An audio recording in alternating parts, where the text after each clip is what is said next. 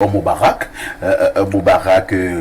tout est parti du ministre Atangandjian de l'administration territoriale. Son préfet du Fundi a emboîté le pas. Au moment où nous parlions encore du préfet, le ministre René Emmanuel Sadi de la communication est également venu pour parler presque de la même actualité. Y a-t-il un problème au Cameroun? Bien évidemment, on va se demander s'il y a des motifs d'une telle mobilisation des autorités administratives sur une telle question. Mais lorsqu'on observe le champ politique, le champ social camerounais, on va se rendre compte qu'il y a quand même une montée des propos incendiaires qui font à peine voiler des appels à l'insurrection et des appels à la subversion.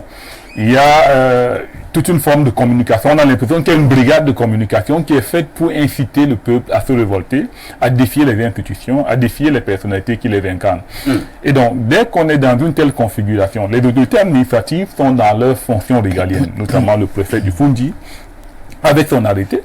Il est dans sa fonction de garant du maintien de l'ordre, du garant du maintien de la sécurité, de la stabilité de la ville de Yaoundé. Maintenant, on peut peut-être discuter sur le ton et peut-être même la sanction qu'il a mobilisée dans le cadre de l'exclusion du territoire du Fundi. Mais dans le fond, il est dans son travail.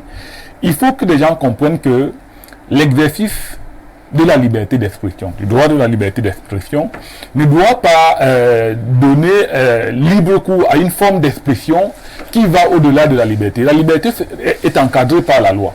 La loi ne permet pas les discours subversifs, elle ne permet pas les discours à caractère insurrectionnel. Et donc, on peut comprendre que, du point de vue du maintien de l'ordre, que les autorités administratives montent au créneau pour essayer quand même de recadrer nos populations.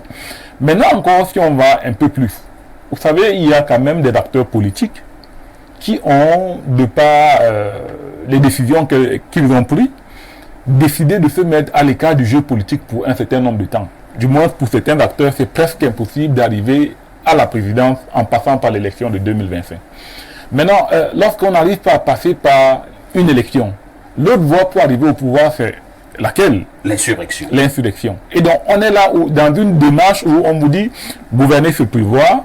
Il faut donc prévoir tous les canaux qui peuvent arriver à créer une forme d'insurrection au pays, parce que c'est l'impression que, j'ai l'impression que c'est vers là où on est en train de tendre. On se dit, c'est impossible de gagner une élection. On décide, à travers un certain nombre de techniques, de ne pas y aller tout simplement parce qu'on sait qu'on va perdre là-bas. Et on mobilise donc la voie de l'insurrection, on prépare le peuple, on prépare les populations à se mettre dans la rue et à travers cela, on va peut-être militariser, on va peut-être armer la donne.